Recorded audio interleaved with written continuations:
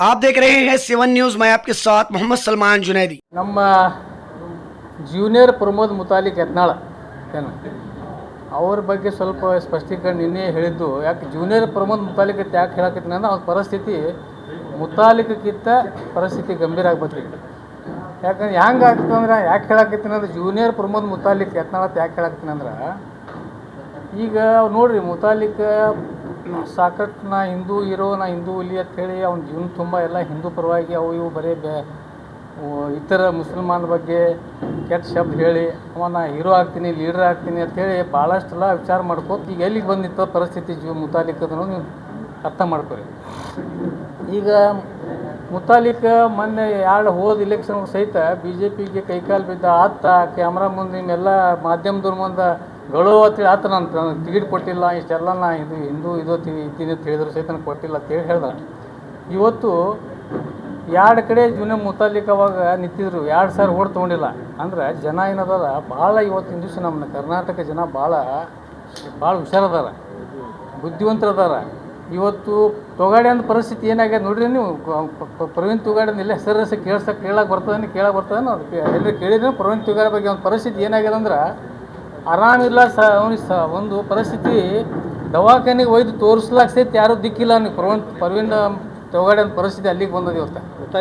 ಮುತಾಲಿಕ್ದಂತೂ ಒಂದು ಮುಗ್ದ ಅದಕ್ಕೆ ಇದು ಜೂನಿಯರ್ ಮುತಾಲಿಕ್ ಇದು ಈಗ ಏನು ನಮ್ಮ ಗಿರಾಕಿ ಇಲ್ಲಿ ಈಗ ಜೂನಿಯರ್ ಮುತಾಲಿಕ್ ಆಗಿಬಿಟ್ಟ. ಅವನ ಪರಿಸ್ಥಿತಿ ಅವ್ನಿಗೇನು ಹೇಳೋದಂದ್ರೆ ಮತ್ತು ಇನ್ನೊಂದು ಏನದ ಇತ್ತಿತ್ತಲಾಗಿ ಅವನು ಪ್ರಮೋದ್ ಮುತಾಲಿಕ್ ಹೇಳ್ದಾರ ನಾ ಜೂನಿಯರ್ 2,000 ಓಟ್ ತೊಗೊಂಡು ಅನಂತಕುಮಾರ್ ಹೆಗಡೆ ಅವ್ರು ನಿಂತು 2,000 ಡಿಪಾರ್ಟ್ ಜಪ್ತ ಆಯ್ತು, 2,000 ಓಟ್ ಬಿದ್ದರು ಅವನಿಗೆ. ಅಂಥ ಪರಿಸ್ಥಿತಿ ಜನ ಮಾಡಿದ್ರು. ಅದಕ್ಕೆ ನಮ್ಮ ನಾಡಿನ ಹಿಂದೂ ಸಮಾಜದ ಮತದಾರರು ಕೂಡ ಭಾಳ ಪ್ರಜ್ಞಾವಂತರದಾರ. ಯಾವ ಪಕ್ಷಕ್ಕೆ ಯಾವಾಗ ಓಟ್ ಹೆಂಗೆ ಹಾಕಬೇಕು, ಯಾವ ಅಭ್ಯರ್ಥಿಗೆ ಹಾಕಬೇಕು ಎಲ್ಲ ಮಾಡ್ತಾರೆ. ಅದಕ್ಕೇನದ ಇತ್ತಿತ್ತಲಾಗಿ ನಮ್ಮ ಜೂನಿಯರ್ ಪ್ರಮೋದ್ ಮುತಾಲಿಕ್ ಅವರು ಯತ್ನಾಳ್ ಅವ್ರು ಏನು ಮಾಡಕತ್ತಾರ ಅಂದ್ರೆ ಡಾಕ್ಟರ್ ಬಾಬಾ ಸಾಹೇಬ್ ಅಂಬೇಡ್ಕರ್ ಅವರು ಭಾಳ ಜಪ ಮಾಡ್ಲಕತ್ತಾರ ದಲಿತರ ಬಗ್ಗೆ, ಅಂಬೇಡ್ಕರ್ ಬಗ್ಗೆ. ನಾ ಒಂದು ಪ್ರಶ್ನೆ ಇವತ್ತು ಅವ್ರಿಗೆ ಕೇಳ್ತಾ ಇದ್ದೀನಿ. ಪುಣ್ಯಾತ್ಮ ಇಷ್ಟು ಸಂಸ್ಥೆಗಳು, ಬ್ಯಾಂಕ್ಗಳು ಏನೇನೋ ಮಾಡಿ ಒಂದರೆ ದಲಿತ ಒಬ್ಬ ಸದಸ್ಯತೆ ಮಾಡ್ಕೊಂಡು ನಿಂದೇನೋ ಒಂದು ಹೇಳಿಬಿಡು.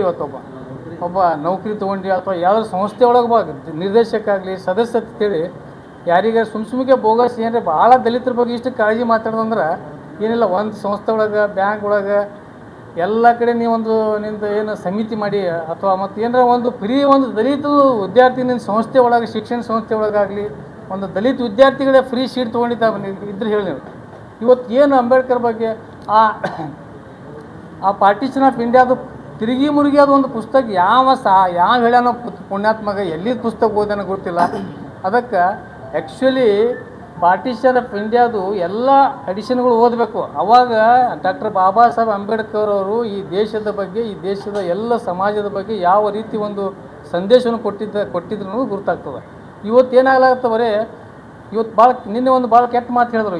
ಏನಾಗಲಾಗತ್ತಂದ್ರೆ ಬರೀ ಮುಸಲ್ಮಾನರು ಮತ್ತು ದಲಿತರು ಡಾಕ್ಟರ್ ಬಾಬಾ ಸಾಹೇಬ್ ಅಂಬೇಡ್ಕರ್ ಅವರು ಈ ದೇಶದ ಮುಸಲ್ಮಾನರು ಒಂದು ವಿಷ ಬೀಜ, ಅವ್ರ ಮಧ್ಯದಲ್ಲಿ ವಿಷ ಬೀಜ ಅಂತ ಕೆಲಸ ಇವತ್ತು ನಮ್ಮ ಜೂನಿಯರ್ ಪ್ರಮೋದ್ ಮುತಾಲಿಕ್ ಯತ್ನಾಳ್ ಮಾಡ್ತಾ ಇದ್ದಾರೆ.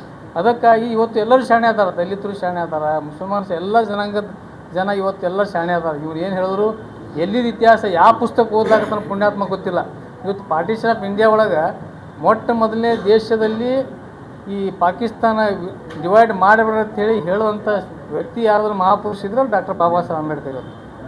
ಯಾಕಂದ್ರೆ ಇವತ್ತು ಅವ್ರು ಮತ್ತೊಂದು ದಿನ ಹೇಳಿದ್ರು, ಇಲ್ಲಿ ಬಾಬಾ ಸಾಹೇಬ್ಗೆ ಹೇಳಿದ್ರು ಮುಸಲ್ಮಾನರು ಇವ್ರು ಉಳಿಸ್ಕೊಂಡ ಇಡೀ ಎಲ್ಲ ಮುಸಲ್ಮಾನರು ಅಶಾಂತಿ ಮಾಡ್ತಾರೆ ದೇಶದೊಳಗೆ, ಅದು ಮಾಡ್ತಾರೆ ಅಂತೇಳಿ ಹೇಳಿದ್ರು ಪುಣ್ಯಾತ್ಮ. ಅವರಿಗೆ ಇಲೆಕ್ಷನ್ ಪಾರ್ಲಿಮೆಂಟ್ಗೆ ಹೋಗ್ಲಾಕೊಳ್ಳೋದಂತ ಜನ ಯಾರು ಅನ್ನೋದು ಮೊದಲು ಅರ್ಥ ಮಾಡ್ಕೋಬೇಕು.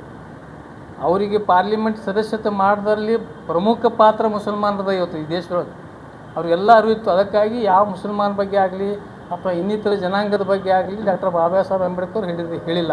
ಅವರು ಎಲ್ಲ ಸರ್ವ ಜನಾಂಗದ ಈ ದೇಶದ ಬಗ್ಗೆ ಭಾಳ ಅಭಿಮಾನ ಇತ್ತು.